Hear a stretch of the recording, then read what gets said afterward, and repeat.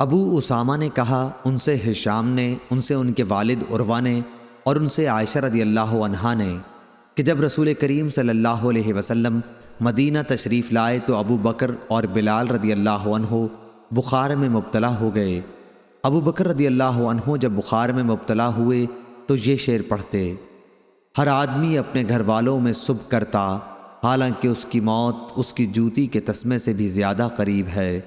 اور بلال رضی اللہ عنہ کا جب بخار اترتا تو آپ بلند آواز سے یہ اشعار پڑھتے: کاش میں ایک رات مکے کی وادی میں گزار سکتا، اور میرے چاروں طرف اذخر اور جلیل گھاس ہوتی۔ کاش ایک دن میں مہنا کے پانی پر پہنچتا، اور کاش میں شامہ اور طفیل پہاڑوں کو دیکھ سکتا۔ کہا کہ اے میرے اللہ، شیبہ بن ربیعہ، عتبہ بن ربیعہ اور امیہ بن خلف مردودوں پر لعنت کر، انہوں نے ہمیں اپنے وطن سے اس وبا کی زمین میں نکالا ہے۔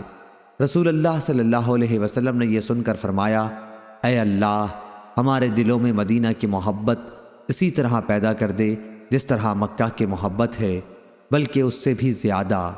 اے اللہ، ہمارے سا اور ہمارے مد میں برکت عطا فرما، اور مدینہ کی آب و ہوا ہمارے لیے صحت خیز کر دے، یہاں کے بخار کو جحفہ میں بھیج دے۔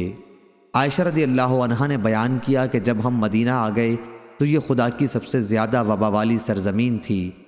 انہوں نے کہا مدینہ میں بطحان نامی ایک نالے سے ذرا ذرا بدمزہ اور بدبودار پانی بہا کرتا تھا۔ صحیح بخاری حدیث نمبر 1889۔